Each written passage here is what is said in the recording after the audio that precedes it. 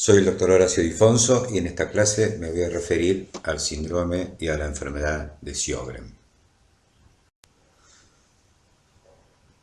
El síndrome de Sjögren fue descrito en el año 1933 por Henrik Sjögren en una mujer joven que tenía queratoconjuntivitis seca y sequedad bucal y se lo asoció por primera vez con síntomas sistémicos.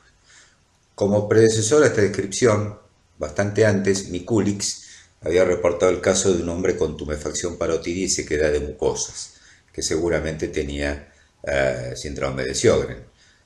De ahí quedó también el llamado síndrome de Mikulix a aquellos pacientes que tienen agrandamiento de glándulas salivales mayores. Posteriormente, y como se ve en esta secuencia de años, se diferenció el síndrome de Sjögren primario versus el secundario.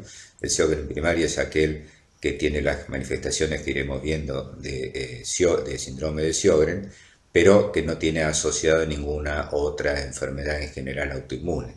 Mientras que el secundario es aquel que sí tiene asociada otra enfermedad, y la más frecuente de ellas, aunque no es la única, es la artritis reumatoidea.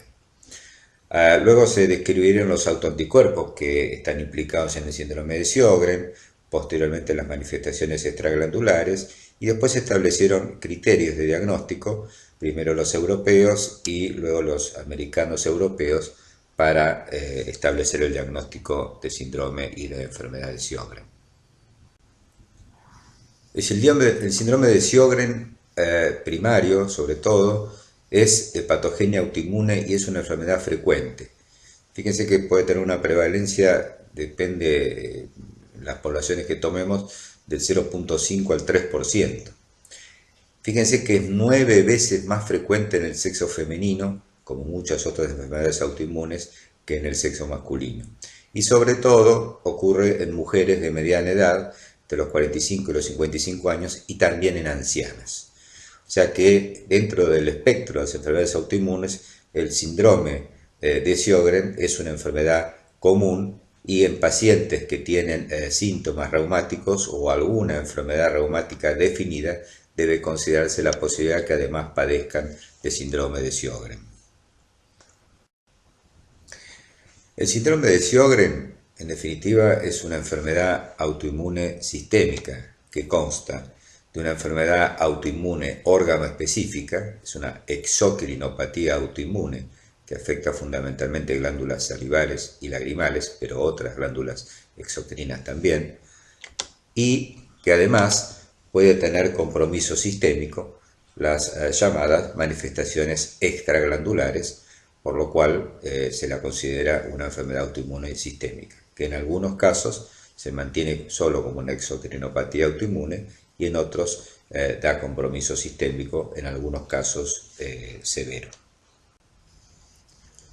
Los constituyentes del síndrome de Sjögren son básicamente la sequedad de ojos y de boca, de respectivas mucosas, lo que se conoce como síndrome Zika, el agrandamiento de glándulas salivares mayores, sobre todo de las parótidas, pero en ocasiones también las submaxilares, frecuentemente de manifestaciones generales de tipo astenia y adinamia, y las mencionadas, que después detallaremos, manifestaciones extraglandulares.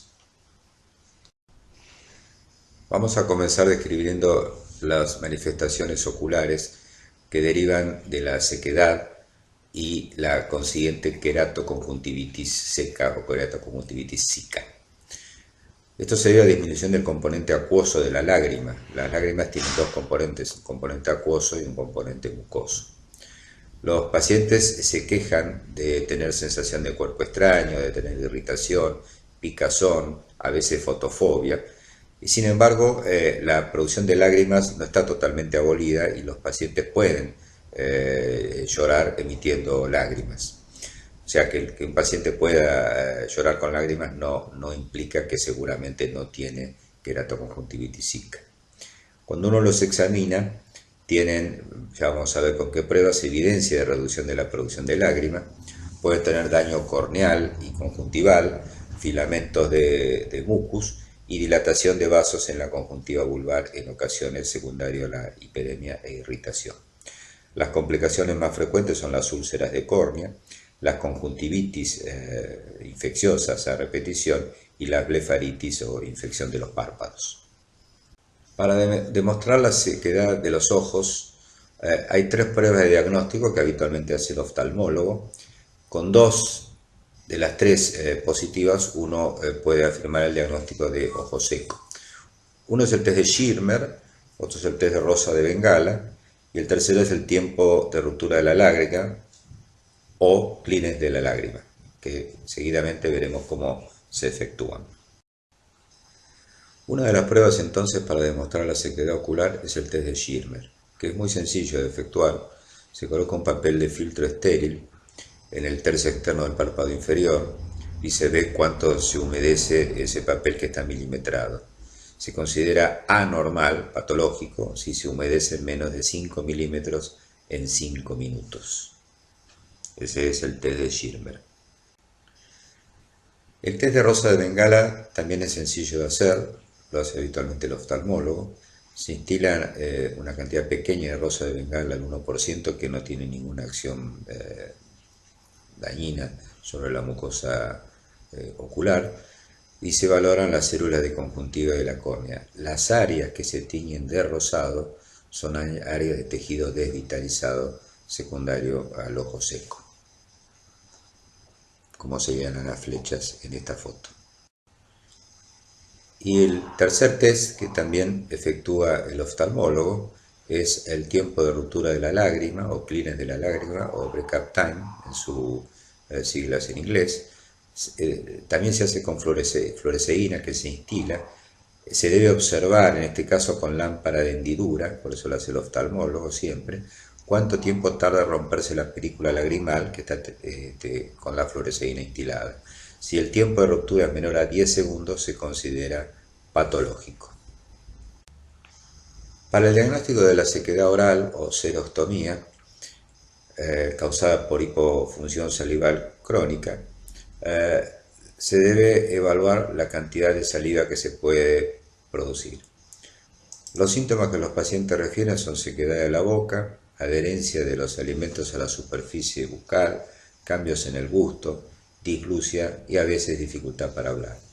Y al examen físico se pueden observar caries dentales, pero caries dentales diferentes a las habituales, caries apicales, o sea, cerca de la inserción del diente con la encía. Frecuentemente tiene mugueto, o sea, candidiasis oral y queilitis angular. Como complicaciones puede haber reflujo laringotraqueal, esofagitis, secundaria a la poca alimentación, disminución de peso, etc.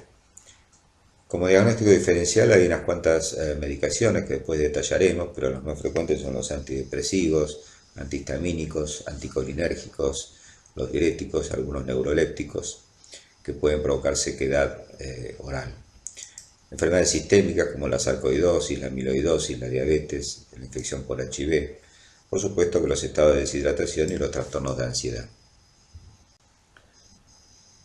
Aquí vemos una foto con una queilitis angular, vulgarmente llamada boqueras, que por supuesto no es la única causa del síndrome de Sjögren y no es la más frecuente, pero es frecuente ver esta queilitis en los pacientes con mucha sequedad oral.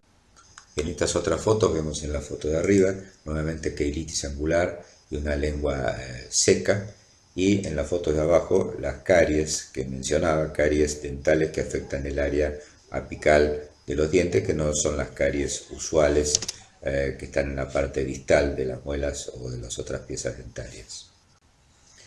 En esta diapositiva vemos una lista un poco más extensa de los distintos fármacos o drogas que causan el síndrome de Zika, sequedad sobre todo oral.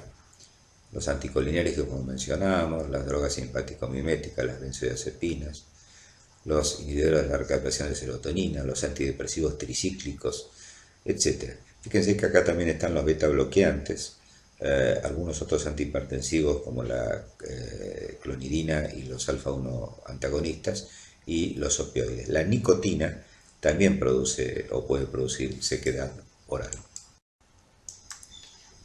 Para determinar si existe una producción insuficiente de saliva, es muy sencillo efectuar la cialometría.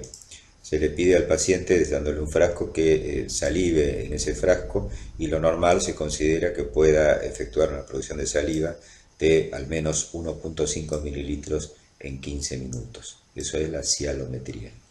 Para estudiar las glándulas salivales mayores se pueden usar estudios por imágenes.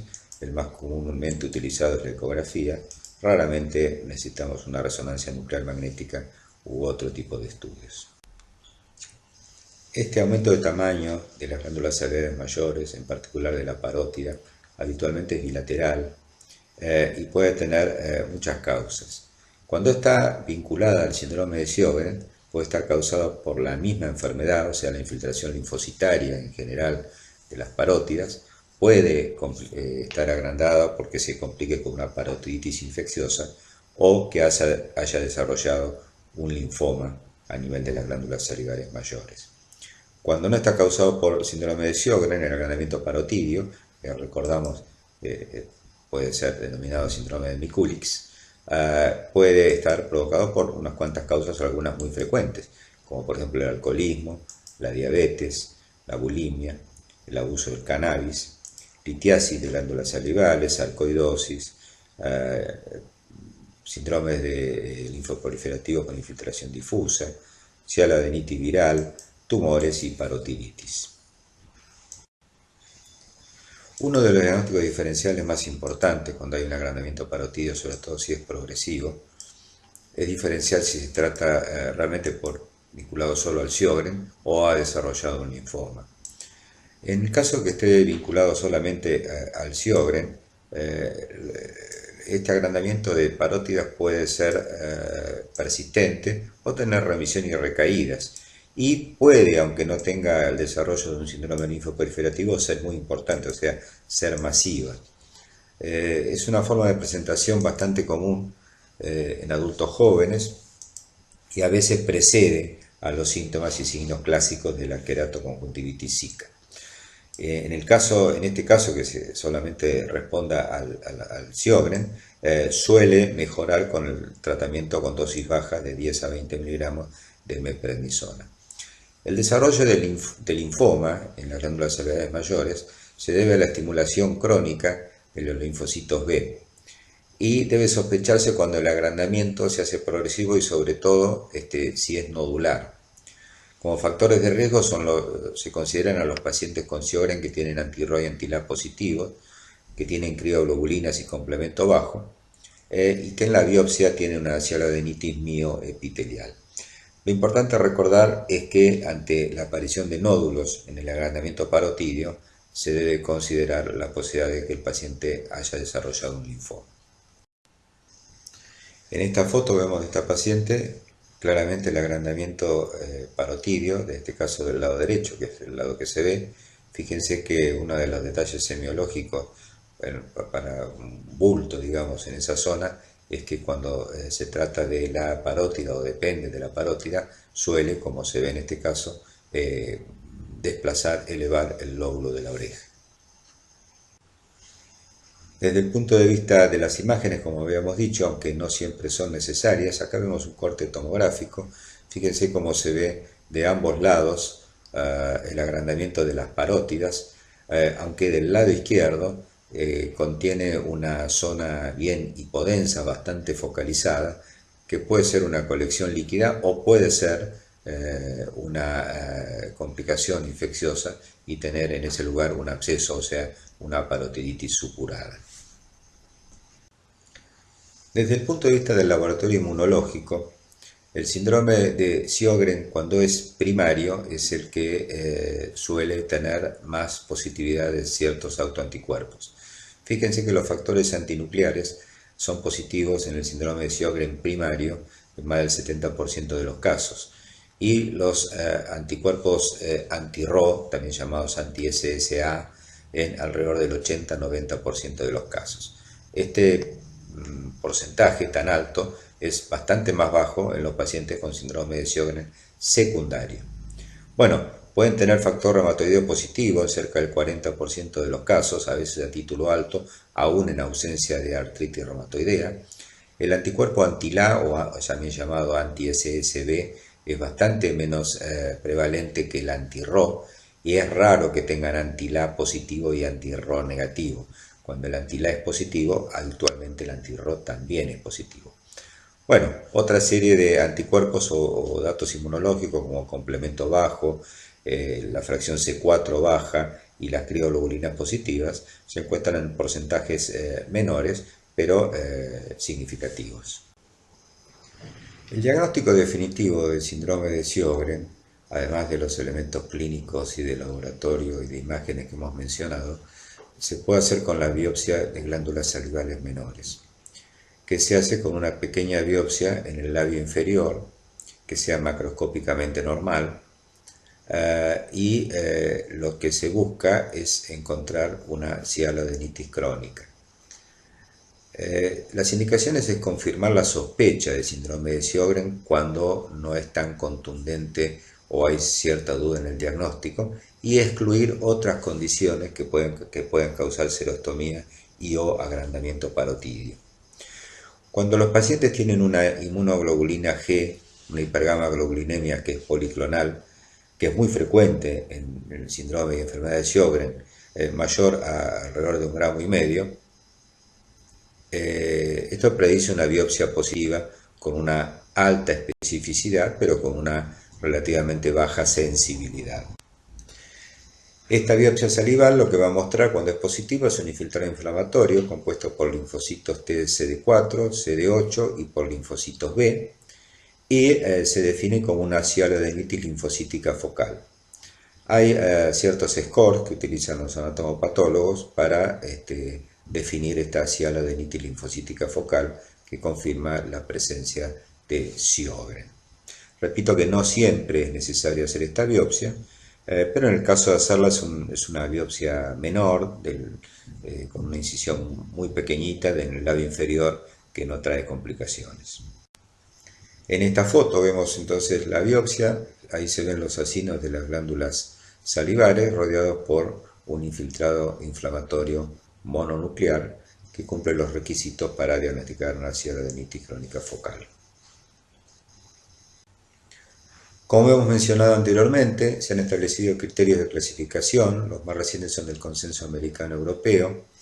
Ahí están las preguntas que tenemos que hacer en la anamnesis acerca de los síntomas oculares, de los síntomas orales, la prueba de Schirmer o de Rosa de Bengala, o eventualmente el Clínex de la lágrima, la biopsia del labio cuando es anormal, el flujo salival no estimulado menor a 1,5 mililitros en 15 minutos, y los autoanticuerpos anti-Rho o anti-La o ambos. Hay algunas exclusiones, como ven allí, pacientes que han sido irradiados, que tienen hepatitis C, que tienen SIDA, que han tenido o tienen sarcoidosis, etc. Con 4 criterios o más de los que se mencionan en esta diapositiva, se puede establecer el diagnóstico de síndrome de Sjögren. Una vez entonces hecho el diagnóstico de síndrome de Sjögren, tenemos que ver si se trata de un síndrome de Sjögren primario, o sea, enfermedad de Sjögren, o es un síndrome de Sjögren secundario. Como ya mencionamos, el síndrome de Sjögren primario es aquel que no tiene otra enfermedad del tejido conectivo o enfermedad autoinmune asociada, y tiene 4 de los 6 criterios, incluyendo la biopsia o los anticuerpos, o 3 de los últimos 4 criterios. El síndrome de Sjögren secundario tiene una enfermedad del tejido conectivo asociada, y además de eso tiene síntomas de sequedad ocular y oral, más 2 de los siguientes 3 criterios: signos oculares, biopsia positiva o pruebas de función salivar anormal. Estos criterios de primario y secundario se basan en los criterios anteriormente mencionados, americano-europeos. Hemos mencionado que el síndrome de Sjögren, tanto primario como secundario, puede tener manifestaciones sistémicas que además pueden ser múltiples. Fíjense en esta tabla la cantidad de manifestaciones en distintos tejidos y órganos que puede tener el síndrome de Sjögren: en piel, en articulaciones, pulmones, cardiovasculares, hígado, páncreas, nefrourológicas, nervios periféricos, sistema nervioso central, tiroides y hematológicos. Ahí están los porcentajes respectivos de cada una de estas manifestaciones, Ustedes verán que algunas son más frecuentes que otras. Bueno, y por supuesto no tienen que estar todas juntas, pero a veces tienen más de uno de estos tejidos afectados. Tomando en cuenta las manifestaciones neurológicas, en particular las manifestaciones a nivel del sistema nervioso periférico son relativamente frecuentes. Y fíjense que pueden dar varios tipos de neuropatía periférica. Lo más frecuente es que sea una neuropatía sensitiva manifestada por ataxia. Los pacientes refieren parestesias y compromiso de nervios sensitivos profundos sin tener afección motora. También es bastante frecuente la neuropatía sensitiva dolorosa, donde además de tener parestesias tienen disestesias dolorosas. Luego la mononeuritis múltiple en general se presenta cuando se asocia con vasculitis. Puede haber neuropatía del trigémino, neuropatías craneales múltiples, radiculopatías y neuropatías autonómicas. Las manifestaciones del sistema nervioso central son menos frecuentes que las del periférico, pero pueden dar varios tipos de síndromes. Pueden ser estos síndromes de tipo focal, como síndrome cerebeloso, déficit motor, convulsiones. También pueden ser difusas, trastornos psiquiátricos, encefalopatía, trastornos cognitivos. Y el síndrome de Sjögren es una de las causas de meningitis de tipo aséptica, o sea, líquido claro, linfocitarias de tipo subaguda, y también puede asociarse con casos de mielitis transversa aguda autoinmune. Fíjense acá tenemos fotos de manifestaciones cutáneas que pueden ser o no vasculíticas, pero la mayoría de las veces se asocian a vasculitis y puede dar entonces púrpura, lesiones urticarianas, úlceras y generalmente al afectar los miembros inferiores como se ven en estas fotos. Las vasculitis habitualmente asociadas al Sjögren son de vasos pequeños y generalmente en la histología encontramos una vasculitis de tipo leucocitoplástica. Puede asociarse, como dijimos, a la presencia de crioglobulinas y a una crioglobulinemia con vasculitis, y también puede dar vasculitis urticariana. Menos frecuentemente el síndrome de Sjögren se asocia a vasculitis de vasos medianos, del tipo de la poliarteritis nodosa, pero la verdad que esto es mucho menos frecuente que la vasculitis de vasos pequeños cutáneos. Como hemos mencionado, dentro de las manifestaciones cutáneas hay lesiones que no son vasculíticas, su sustrato histopatológico no es vasculítico. Por ejemplo, hay lesiones llamadas de eritema anular, que son lesiones cutáneas policíclicas, fotosensibles, asociadas a anti-Rho positivos, son bastante parecidas a las del lupus cutáneo subagudo, variedad anular. El Sjögren es causa de eritema nodoso, de alguna forma de paniculitis granulomatosa, puede dar livedo reticularis, vitiligo, líquen y granulomas anulares. Las manifestaciones musculoesqueléticas en el síndrome de Sjögren son frecuentes. Fíjense que cerca de la mitad de los pacientes pueden tener dolores articulares, o sea, artralgias, con o sin artritis. Cuando da compromiso articular, generalmente es una artropatía simétrica no erosiva de articulaciones pequeñas, pero que puede acompañarse hasta en la mitad de los pacientes de factor reumatoideo positivo. En ese caso, por supuesto, plantea el diagnóstico diferencial de si el paciente tiene una artritis reumatoidea con Sjögren secundario o todo es debido al síndrome de Sjögren. Las mialgias también son frecuentes, pueden ser no inflamatorias de tipo parecidas a las de la fibromialgia o realmente tener una miopatía inflamatoria similar a la polimiositis con aumento de las enzimas musculares. Dentro de las manifestaciones gastrointestinales, la disfagia, que es secundaria a la sequedad oral y eventualmente a la complicación con una candidiasis orofaringia, es bastante frecuente. La asociación con gastritis atrófica y la correspondiente aclorhidria y anemia perniciosa y la presencia de anticuerpos anticélulas parietales gástricas puede asociarse al Sjögren. Hay una asociación también con infección por el Helicobacter pylori y la posibilidad de desarrollar linfomas de tipo MALT, o sea, linfomas asociados a las mucosas, y asociarse con la enfermedad celíaca. Desde el punto de vista de las manifestaciones hepáticas, la asociación con cirrosis biliar primaria, en ese caso va a haber anticuerpos antimitocondriales positivos, y con hepatitis crónica activa. Y con respecto al páncreas, puede el síndrome de Sjögren asociarse o configurar una pancreatitis de tipo autoinmune. Son importantes las manifestaciones geniturinarias, sobre todo en la mujer. La dispareunia, secundaria a sequedad vaginal y eventualmente a la sobreinfección bacteriana o por cándida es frecuente.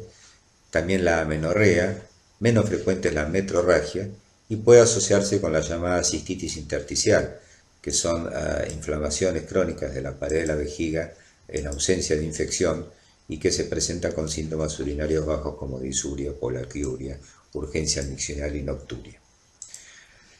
Hay que recordar, y es muy importante, que las mujeres embarazadas con anti-RO y síndrome de Sjögren, pero es similar a lo que pasa en el lupus eritematoso y mujeres embarazadas con anti-RO, tienen riesgo de tener sus neonatos, sus hijos, con lupus neonatal. Y la principal complicación del lupus neonatal es el bloqueo auriculoventricular cardíaco congénito. Entonces hay que tener cuidado con las mujeres en edad fértil y si se embarazan y tienen síndrome de Sjögren y anti-RO positivo, estar preparados en el momento del parto para esa eventualidad. A nivel renal, lo más frecuente es que dé compromiso intersticial renal, o sea, nefritis intersticial, que puede a su vez manifestarse con acidosis tubular renal de tipo 1 o distal, o acidosis tubular renal de tipo 2 o proximal, que a su vez puede ser causa del llamado síndrome de Fanconi adquirido del adulto. Puede dar lugar a casos de hipocalemia, hipopotasemia y a diabetes insípida nefrogénica. Los pacientes con Sjögren también tienen predisposición a litiasis renal y con algo menos de frecuencia, pero también puede dar compromiso glomerular en forma de, sobre todo, de glomerulonefritis membranosa o membranoproliferativa. Pero lo más frecuente en el Sjögren es el compromiso en forma de nefritis intersticial aguda o crónica. El compromiso respiratorio también es frecuente, fíjense, hasta en el 25% de los pacientes. Con mucha frecuencia es asintomático y es un hallazgo de estudios por imágenes, sobre todo de tomografía computada. Cuando se presenta con síntomas, los pacientes pueden referir disnea, tos seca, dolor torácico o tener hipertensión pulmonar. Desde el punto de vista histopatológico y en los estudios por imágenes, el patrón puede ser de una neumonía intersticial no específica, puede ser de una neumonía intersticial linfoide, que es una de las más características del síndrome de Sjögren, puede dar un patrón de neumonía organizativa o de pseudolinfoma. Aquí vemos un corte coronal de una tomografía computada de un paciente con neumonía intersticial linfoide, también conocida como LIP por las siglas en inglés, donde lo más característico, lo que les distingue, es la formación, acá señalada por las flechas, de múltiples quistes aéreos de paredes finas, que son distintos a las bullas, no son bullas de enfisema, de distintos tamaños, en este caso múltiples, no siempre son tienen tanta cantidad, y la neumonía intersticial linfoidea es una de las más características dentro del compromiso pulmonar del Sjögren. Es poco frecuente de ver esta entidad en otras situaciones que no sean Sjögren. Una de ellas puede ser la infección por HIV, pero en general la mayoría de las veces que vemos neumonía intersticial linfoide se trata de pacientes con síndrome o enfermedad de Sjögren. Y probablemente la complicación más grave de los pacientes con Sjögren, sobre todo el Sjögren primario, es el desarrollo de linfoma. Y los síndromes linfoproliferativos que pueden desarrollar son de distintos tipos. Puede ser un linfoma difuso de células grandes de fenotipo B, puede ser un linfoma folicular o pueden ser linfomas MALT. Con frecuencia son extranodales, linfoma en el pulmón, en la parótida o gastrointestinales. También puede haber situaciones que se parezcan al linfoma y que solo la histopatología lo diferencia de un verdadero linfoma al no tener monoclonalidad y en ese caso se denominan pseudolinfoma. Lo cierto es que la estimulación crónica inmunológica de los linfocitos B hacen que los pacientes con Sjögren, fíjense, tengan de 15 a 44 veces más riesgo que la población general. y en general tiene que pasar bastantes años, no antes de 6-7 años del diagnóstico de Sjögren para el desarrollo del linfoma. Hay algunos factores de riesgo o de mayor riesgo para que un paciente con Sjögren desarrolle un linfoma, que son los que se muestran aquí. Y bueno, siempre en el control periódico de los pacientes con Sjögren hay que estar atentos a la posibilidad de que desarrollen un síndrome linfoproliferativo. Bueno, vamos a pasar ahora a revisar las principales pautas de tratamiento, pautas terapéuticas de los pacientes con Sjögren y de sus principales manifestaciones. El tratamiento de la sequedad ocular y oral requiere de algunas medidas generales, como son la prevención y tratamiento de la gingivitis y las caries dentales, la prevención y tratamiento de la conjuntivitis y la blefaritis. Y hay productos preparados comerciales de reemplazo, tanto de las lágrimas como de la saliva. Las lágrimas artificiales hay preparaciones de acción corta, que contienen en general carboximetilcelulosa, y preparaciones de acción prolongada, donde tienen otros componentes como parafina, etc.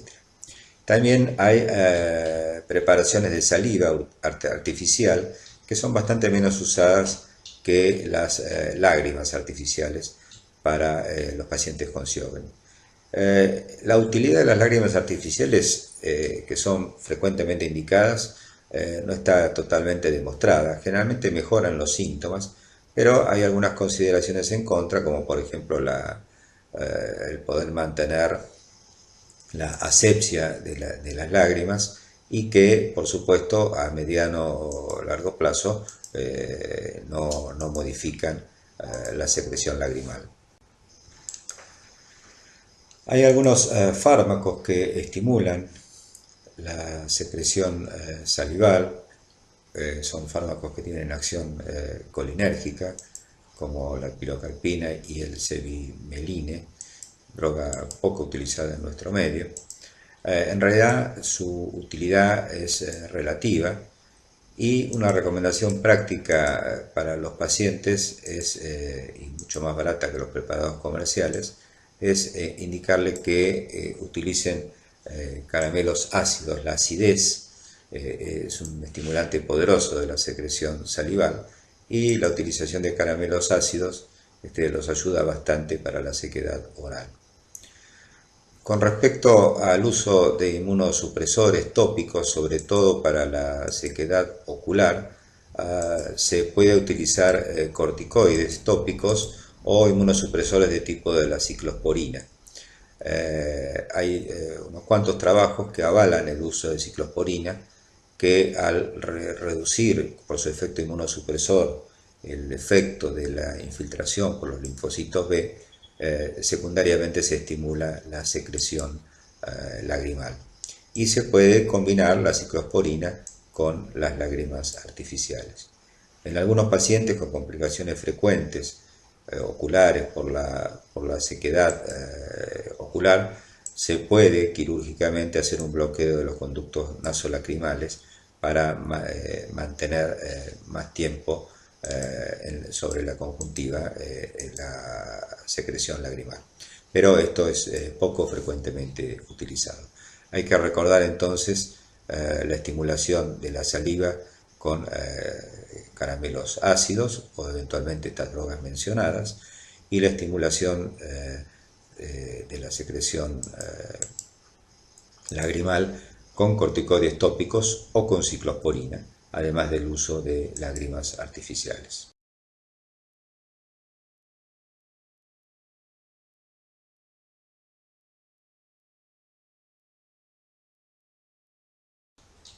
Recientemente la Liga Europea contra el Reumatismo, EULAR, ha establecido unas recomendaciones para el manejo del síndrome de Sjögren, fíjese, para la sequedad ocular, que divide a los pacientes en casos severos y no severos. En los casos no severos, la utilización de lágrimas artificiales, y en los casos severos, pasar, además de las lágrimas artificiales, a utilizar, como mencionamos, los glucocorticoides tópicos y la utilización de ciclosporina tópica. De la misma forma, establece los grados de severidad de la sequedad oral en grados leves, moderados y severos. En los grados leves a moderados, la estimulación no farmacológica, básicamente, como mencionamos, con sustancias ácidas, y en los casos más severos con sustitutos de la saliva, y eventualmente la estimulación farmacológica con el cevilemine, pero no hay comprobación realmente que la estimulación farmacológica realmente sea demasiado útil comparado con los sustitutos de saliva y la estimulación no farmacológica. En el caso del compromiso glandular, cuando hay un agrandamiento importante, a veces doloroso, de las parótidas, se puede usar tratamiento sintomático con antiinflamatorios y considerar el uso por corto tiempo de glucocorticoides. En casos muy severos, la utilización de rituximab puede ser de utilidad. Y por supuesto siempre considerar en las formas crónicas la posibilidad de que el paciente haya desarrollado un linfoma y eventualmente descartarlo con los estudios apropiados. En el caso del compromiso articular, también los pacientes los dividen en formas leves, que generalmente son solo artralgias. En ese caso, los pacientes son manejados sintomáticamente con antiinflamatorios no esteroides y eventualmente de segunda línea con hidroxicloroquina. Los pacientes que ya tienen artritis, que a su vez se dividen en leves, menos de 5 articulaciones afectadas, o ya moderadas a severas, con más cantidad de articulaciones afectadas.